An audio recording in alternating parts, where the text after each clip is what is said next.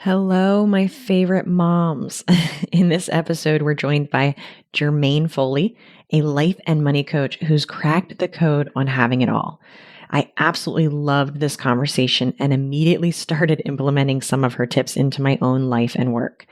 In this episode, Germaine shares her journey from paycheck to paycheck living to financial freedom and reveals how you can do the same. You'll discover practical tools for setting prices in your business, learn how to mentally prepare for the leap from corporate to entrepreneurship, and explore the game-changing rampage of appreciation technique to reignite your passion for your current job. As a working mom juggling a corporate career and a thriving side business, Germaine offers invaluable insights on time management and maintaining a success-oriented mindset. Whether you're an aspiring entrepreneur, a career professional, or a busy parent, or all three, this episode is packed with actionable advice to transform your relationship with money and success. I'm so excited to introduce you to Germaine, and please check out the show notes, jenna.coach/20, to take advantage of all the great resources she mentions in the show. I hope you enjoy our conversation as much as I did. Welcome to How to Quit Your Job, a mom's guide to creating a life and business you love. It's a podcast that helps working moms just like you optimize your time, manage your mind, and start a business that helps you create more freedom, flexibility, and yes, fun. I'm business and mindset coach Jenna Reichel, and I offer practical tips to help you ditch the 9-to-5. I've been exactly where you are, and I know what it takes to make the transition without trading one form of burnout for another. So let's get started. Okay, today I am with Germaine Foley, a money mindset coach who is with us to talk about her area of expertise, her zone of genius, which is the money mindset. Germaine, thank you for being on the podcast. Thank you for inviting me and having me on. I'm so excited to talk to you today. Awesome. I would love to start out just by hearing a little bit about your background as a money coach, maybe even how you got into what you're doing now, and maybe even a little bit about your family. Yeah, so I'll start with family. So I am a mom. I have 2 teenage boys. One actually I just dropped off for his second year in college. And I have a junior who's in high school, and I'm married. So fun stuff around here, busy boys. They love sports, and yeah, I'm almost an empty nester and I can't believe it. It's crazy. That is wild to think about, especially since we are on opposite ends of the spectrum, since I am very much, far away from the empty nester life, but that's so cool. It's all part of the process. It's all a journey. I was just telling my sister who has 2 little boys that it's all hard. She's like, oh my God, you're so lucky you're past the stage. I'm like, nope, it's all hard. It's just a different kind of hard. So enjoy it. And, time flies. So just enjoy all of it. Yeah, absolutely. I think about that with business too, where I'm like, no, the problems don't go away when you're making 6 figures. The problems don't go away when you have, regular clients. It's like the problems just look different. But there's always going to be problems. Exactly. So we got to get used to it. So yeah, tell me a little bit about the work that you do and share how you got into it and all that good stuff. Yeah, so I am a life and money coach, and I came to this work because my money used to be a hot mess. I was one of those people who made really money, but just always wondered where it went. And, I would live paycheck to paycheck. And one day I just got sick and tired of it, all the stress and worry and all of the things. And I will be honest and say that I didn't know that it was possible that you just didn't have to struggle with money. I thought it was just a part of life, for me at least. I just thought I was bad with money and that I would always struggle. I never questioned if I would ever be able to make it, but I did just think that, hey, this is just my lot in life and money's just not my thing. And so I'll always struggle until I just got tired of the struggle. And then I figured out, wait a minute, I can change my life. I can figure this. So I started doing a lot of research and I came across all of the personal finance people who told you, that the way to build wealth was to become really, really frugal and to give up all the things you love and to eat rice and beans and to slash expenses. And I was just like, okay, if this is what I have to do, I guess this is what I have to do. But I will be honest, before that, I was just like, no, I'm not doing that. I can't do that. There's no way. But when it just came down to it, I was just like, okay, I'll do it. And then I took it to my husband and I said, we've got to get our money together and this is how we're going to do it. And he looked at me like, there's no way we can't vacation. There's no way that we can't keep our kids in extracurricular activities. We're not couponing and doing all that stuff. And he said, but we do need to figure something out, but we just can't do it like that. And it was a light bulb moment that went off for me to say, oh, what if I could figure out how to build wealth and still enjoy life at the same time? And that's exactly what I did. And once I figured it out, I knew I had to tell the world, because I think there's so many women out there just like me who figures that they, in order to build wealth, they'll have to give up things they love and slash expenses, and they just can't fathom it. And so they're doing nothing, and they're just living in the extreme of, I'm just going to enjoy my life and I'll think about my money later. And I like to bring those two worlds together, enjoy life and think about your money now. You can do both.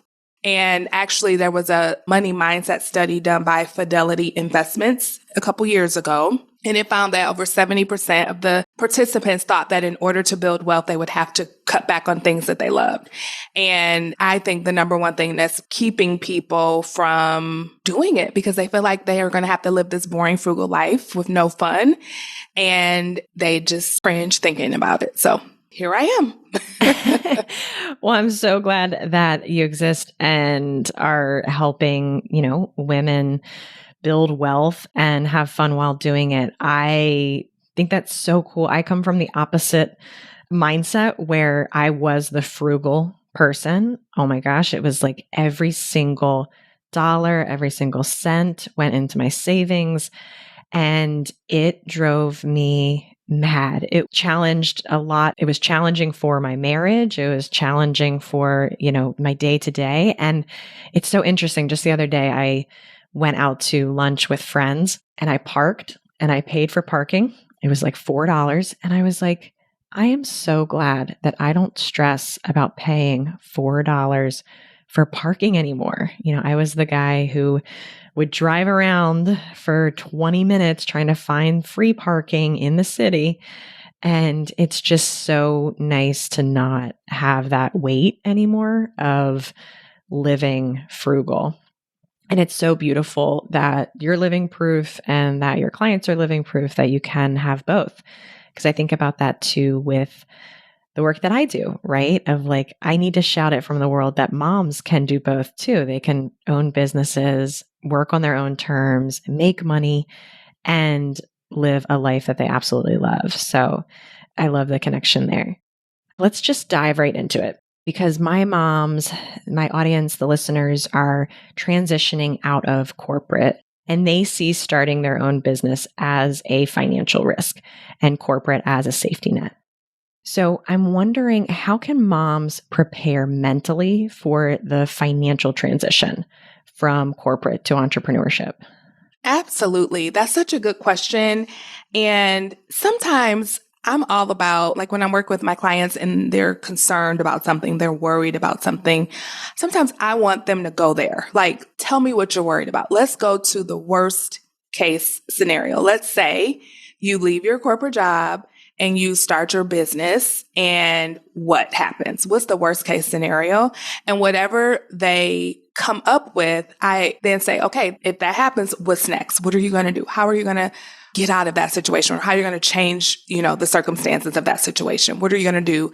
And every single time we go there, no matter if it's with money or anything, relationships, transitioning out of corporate to your own business, they always prove to themselves that they will figure it out, right? So it's like going to that worst case scenario helps them to tap into their own genius, their own ability to do hard things, their own ability to have their own backs no matter what.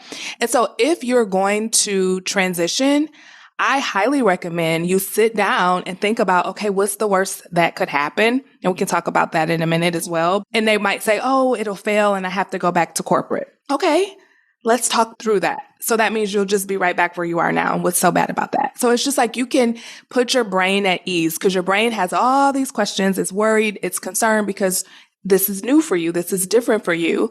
And so it's okay and normal that your brain is worried. And so if you can just say, okay, brain, this is how I'm going to show up. This is what I'm going to do. This is how we're going to be okay. And then all those nerves kind of calm down. And then you can get about the business of actually planning and doing all the things, setting yourself up to be able to make that leap as well. Yeah, I love that. I often talk to clients about everything being figure outable because it really is. Yes, it really is. And we prove that so often as moms too, like all the stuff we are figuring out day to day, it blows my mind. But we do that in our business too and life in general. I also like to challenge people when they go, oh, it'll fail and I'll be right back where I am, right? Typically, that's not the worst case scenario. The worst case scenario typically is that you didn't even go for it and you miss out on all the things that could have been.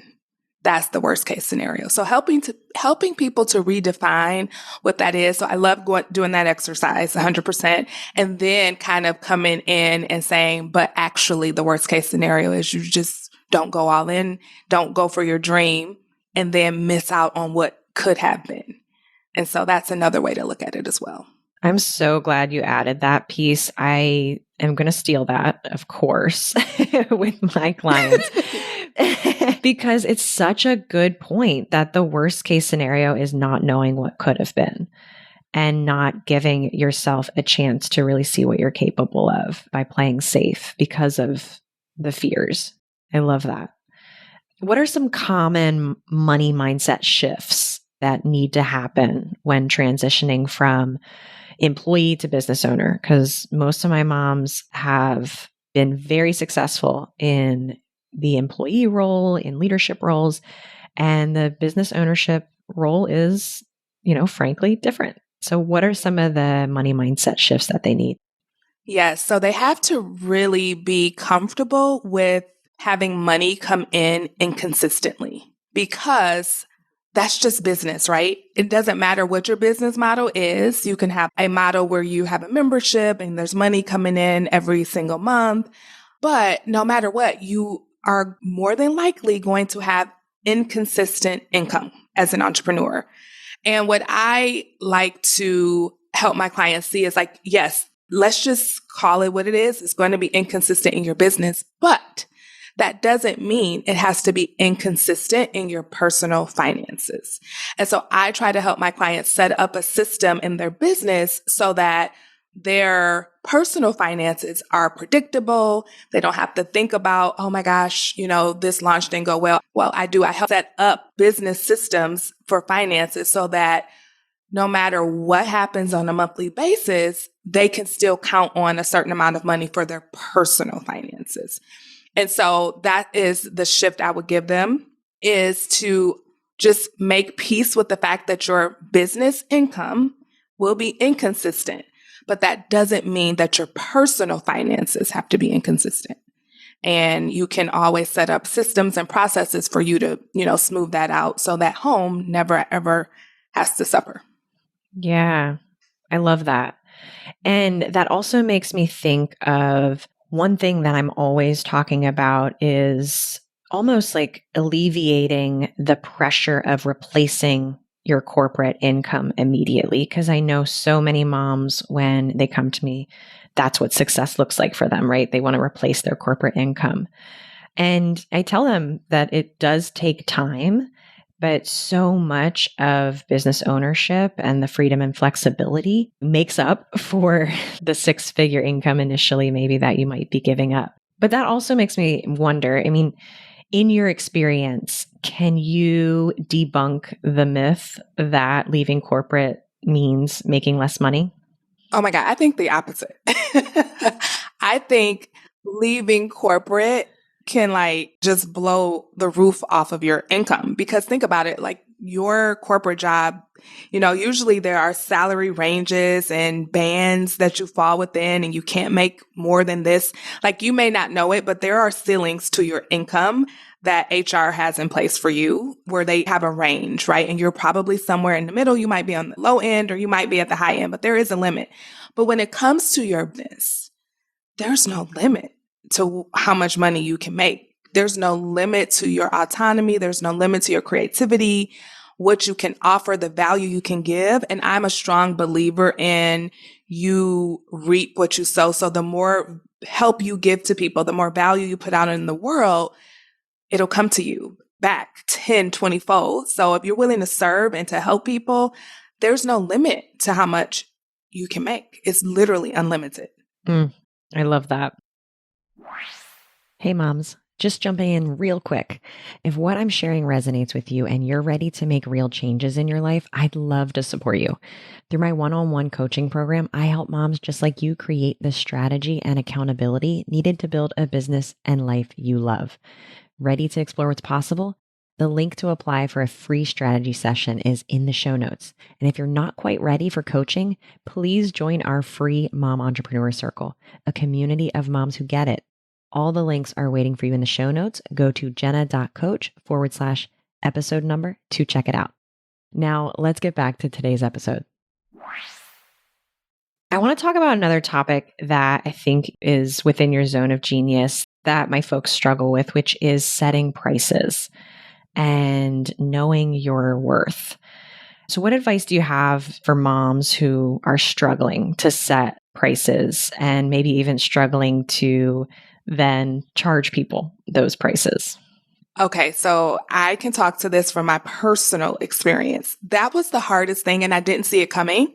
So when it came to corporate, like I could negotiate a raise. I knew I deserved more. I had no problem standing up for myself and, advocating for myself. But when it came to charging for my coaching services, I struggled. So my very first offer, Jenna, you're going to laugh at me, was a $19 a month membership that I had. And I gave them so much for that. I was like, $19, and I was afraid of it. I was like, should I charge $24 or $19 or $15? That was my very first offer, and I was still working.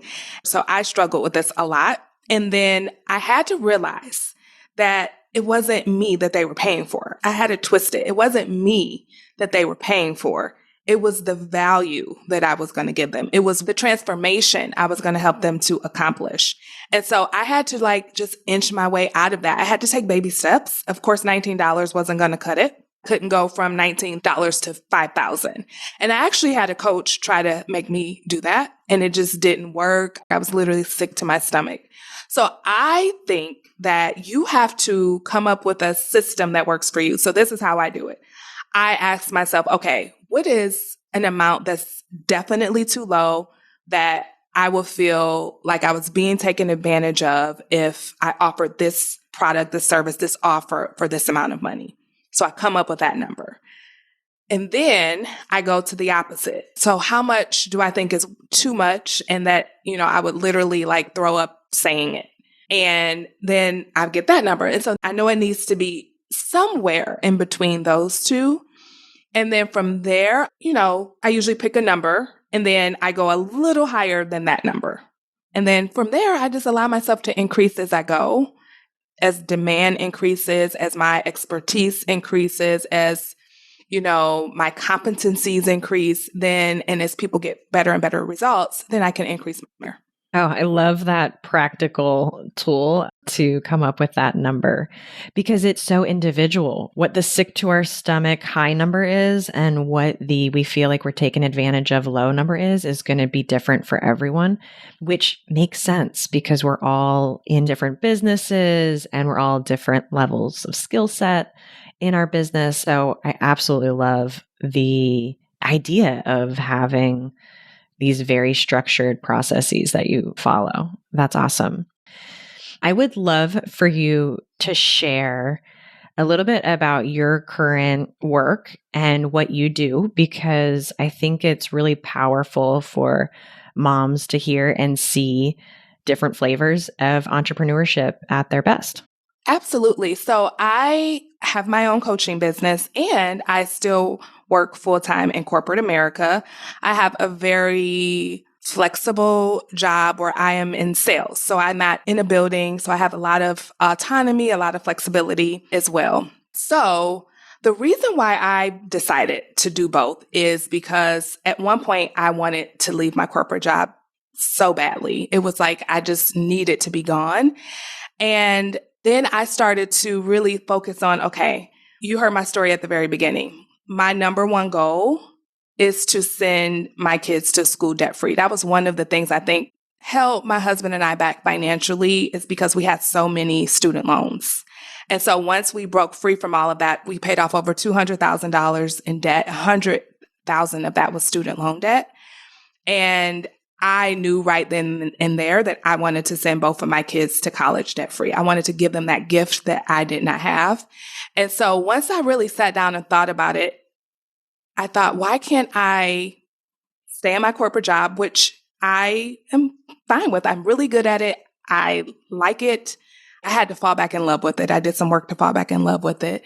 And it gives me the ability to do what I'm saying. My oldest son is at the university right now, and I'm paying cash. We saved some, but it's way more than we saved. And then I have a son who really could benefit from private school. So we're sending him to private school. So the life I'm choosing to live, it just makes it more comfortable for us to do all the things we want to do, for me to have my job, for me to have my business, and for my husband to work as well. And so once I fell back in love with my job, I decided that, okay, I can keep this as long as I want. And then when I'm ready, I can transition. So that's my story. Yeah. And that's incredibly empowering. And I know in episode 4, I think it is, I talk about how to make work suck less.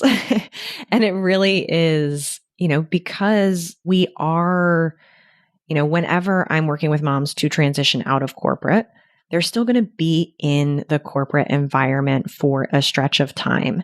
And it's so important to be able to, like you said, fall back in love with that job somehow.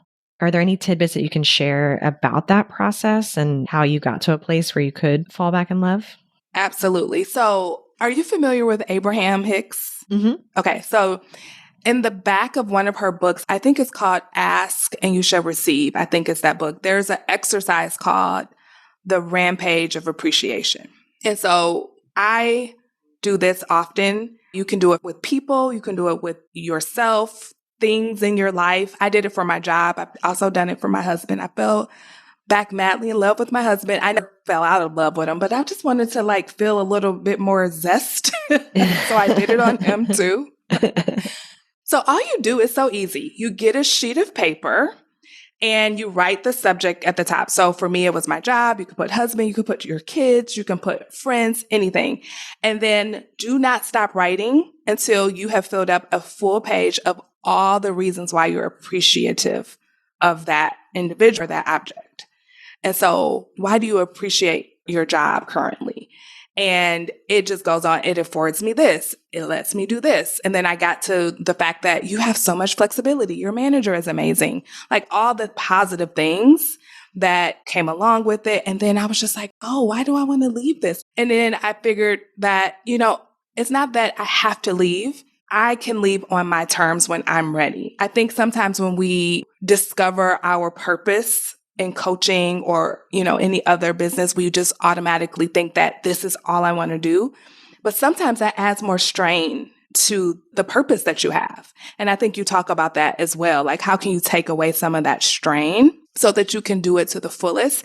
And then when you do that, it kind of frees you up to be able to leave even sooner. When you're not having so much pressure to leave, it actually frees you up to be able to leave sooner if you want to. So that is my tip. And I have people do this on so many different areas of their lives. Whenever there's this disdain or sadness, or if you don't like something, just do a rampage of appreciation. It'll literally shift your spirits. You may have to do it several times, but it's such a great exercise. Yes, I love that. I will definitely have to steal that as well, of course, because so many of my clients come to me from a place of wanting to run from their corporate job. And I really like to get them to a place where they're not running away from a job, but running towards this new thing, but from a place of appreciation for everything that corporate has been able to provide. I know I'm super appreciative of everything, all the experiences, everything that it was able to give me in the decade that I worked in corporate. And I'm really glad that I'm no longer in corporate. Yes, you can be glad for both. Yes, exactly. Since you are navigating both, I just want to ask, maybe one more question on that piece of like, how do you navigate both? Like, how do you, from a time perspective, from a mental health perspective, right? Because you do seem to very much have it all together where you're navigating both in a really positive way. And I think our listeners would really like to hear more about that piece because I know not everyone is ready to completely transition out of corporate. Absolutely. So I compartmentalize a lot. So when I'm working, I'm working. I'm not thinking about my business. I'm not thinking about recording my podcast. I'm not thinking about any of that. But when I'm not working, I'm not working.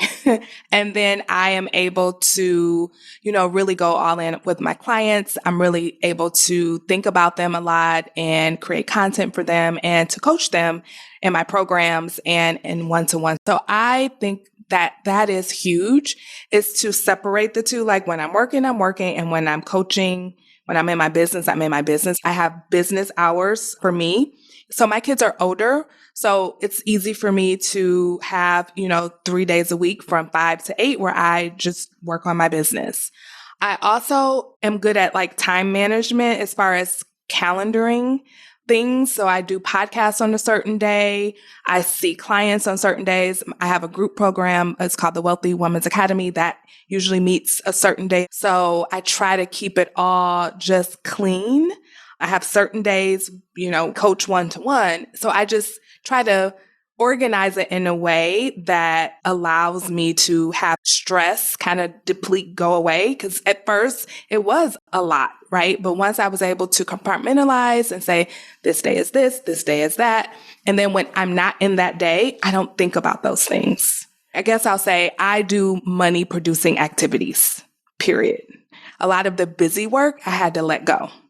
And if, I think of doing podcasts and social media posts, those kinds of things that are going to add value to my clients, I think of those things as money producing. They may not produce money right now, right today, but eventually I think the value will come back. As I said earlier, you reap what you sow. So that's kind of how I think of it. Does that help? Yeah, absolutely. You've mentioned your podcast a couple of times, and I definitely want listeners to know about that as a resource. Do you mind sharing a little bit about your podcast? Yes. The name of my podcast is called the Wealthy Woman's Podcast. You can find it anywhere that you listen to podcasts. It's about a year old. It's actually a little over a year old. We have over 80 episodes, and it's all about helping high achieving women who make good money learn how to build wealth without having to sacrifice all the things they love. So I talk a lot about spending intentionally. A lot of my clients overspend on things that really don't matter to them, really don't bring value to their lives. So we talk a lot about that. We also talk about money mindset, saving, paying off debt, investing, all things money we talk about. And then we do veer off to some life coaching concepts as well, because I think they're all intertwined. So I love that. We also talk about making money. Can't forget that part. We also talk about making money. Absolutely. My favorite thing. One last question. How can women shift their mindset from seeing personal and business development as an expense to seeing it as an investment? Yes, that's such a good question. Here's the thing. Both of them are expenditures. So expenses and investments are both expenditures, right? It's money leaving your life at this certain time. But with expenses, those are things that usually depreciate in value and they kind of reduce your wealth long term, right? So for some of my clients, buying a lot of clothing or, things that just depreciate that aren't really getting a lot of value from, that's an expense.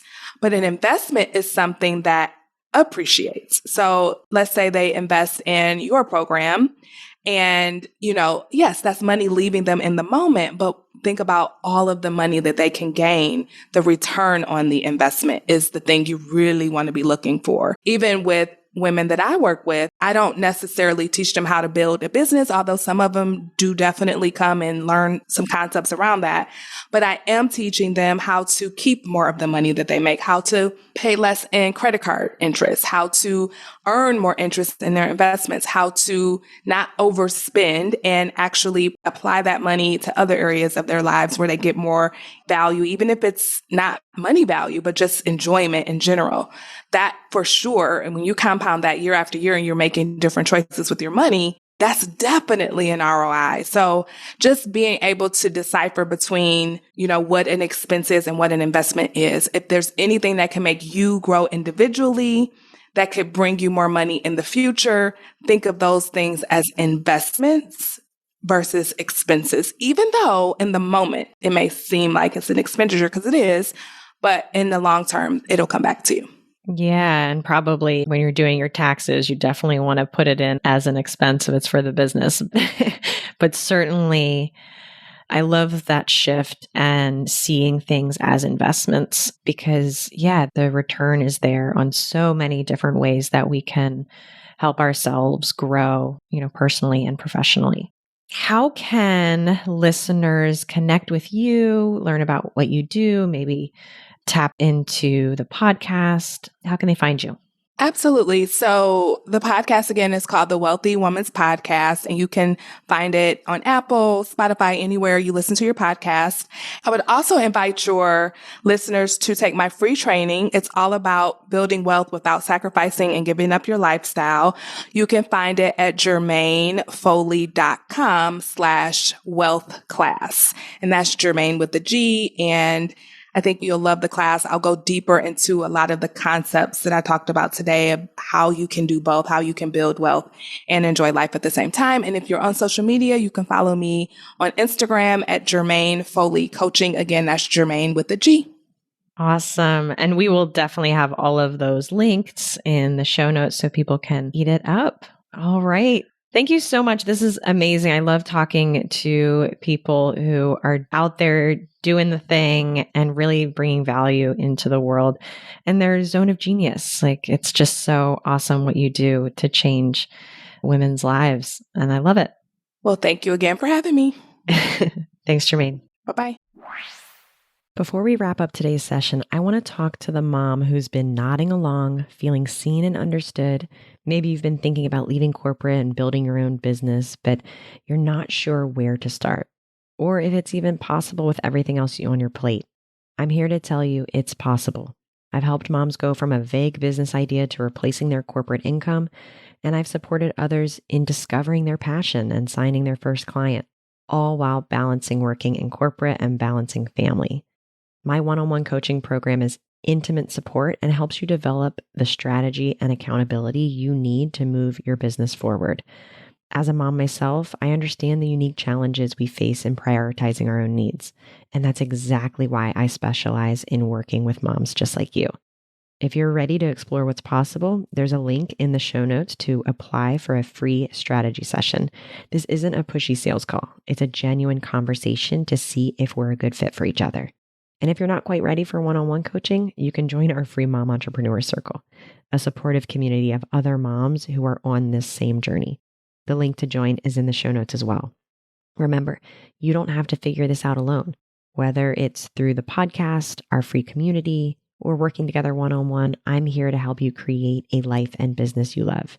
Now go take that next step. Whether it's big or small, just take it. I'll be here next week with more strategies and support to help you along the way. Thanks for listening to this week's episode of How to Quit Your Job, a mom's guide to creating a life and business you love. If you want to learn more about how I can help you stop making excuses and start making moves, head on over to www.jenna.coach. I'll see you next week.